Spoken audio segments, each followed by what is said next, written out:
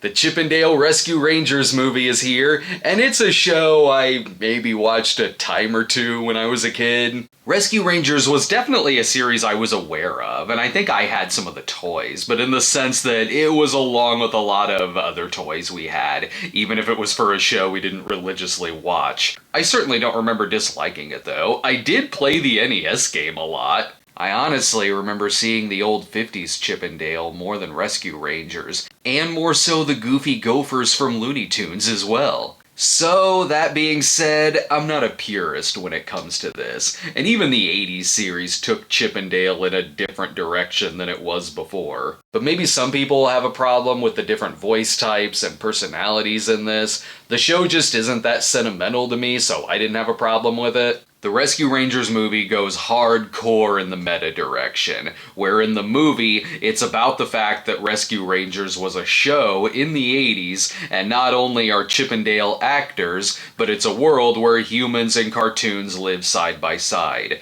Yes, like Roger Rabbit. We've seen a lot of movies over the years that really try capturing that Roger Rabbit magic, and way more often than not, it's something terrible or just kind of okay. The Rescue Rangers movie, I'm not gonna say it's as great as Who Framed Roger Rabbit, but it is a lot better than Who Reamed Rosie Rabbit. Also, the movie is really damn funny. I enjoyed the hell out of this. This is an extremely clever movie that lampoons various aspects of animation since the Golden Age, and works them into this plot that I really loved. The movie is in the present, where Chip is working a regular 9-to-5 job, and Dale is hitting the convention circuit, right along with Ugly Sonic, who finally gets his dues on screen. The plot of this thing, I won't say it's dark. It doesn't get R-rated like the Happy Time murders, but it is much more clever than that one, and the storyline could work if it was an R. Which is a weird thing to say in a Rescue Rangers movie, but I do mean that as a compliment. A good comparison, too, is the very funny South Park episode, Terrence and Phillip Behind the Blow, which works. Randy has a quick cameo in this movie. I love the story about how Monterey Jack, who is strung out from his cheese addiction,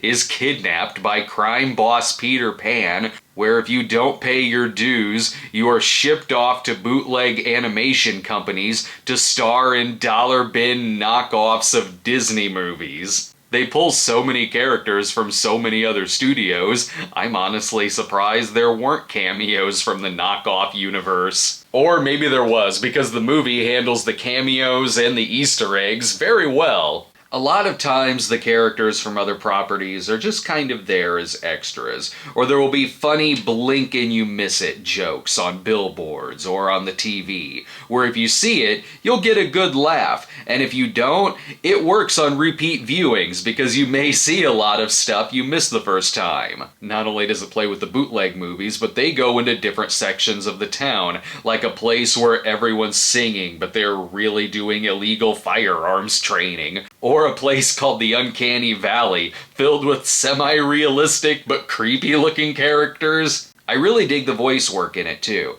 John Mulaney and Andy Samberg are very good together. I like the gag where their version of plastic surgery is to turn themselves 3D. It even plays with a lot of different tropes you'd expect to see in a lesser movie like this, like how they poke fun at rapping Alvin and the Chipmunks, and then they have a payoff gag where Chippendale have to rap and they do it terribly. I mean, the movie still isn't perfect. There's certainly flaws with it. The weakest part of the movie is the human characters. In Roger Rabbit, yeah, it was great seeing new characters like Roger and also the classic animated characters, but a lot of love and attention was still paid to Eddie and the other humans, and they were extremely fleshed out. Here, no. When the human characters are crowbarred into this, the jokes don't work, the delivery doesn't work, and it was in these scenes I was like, okay, this belongs in something like Tom and Jerry. It would have been a lot better if it was just the animated characters leading this. But overall though, it's a high B+.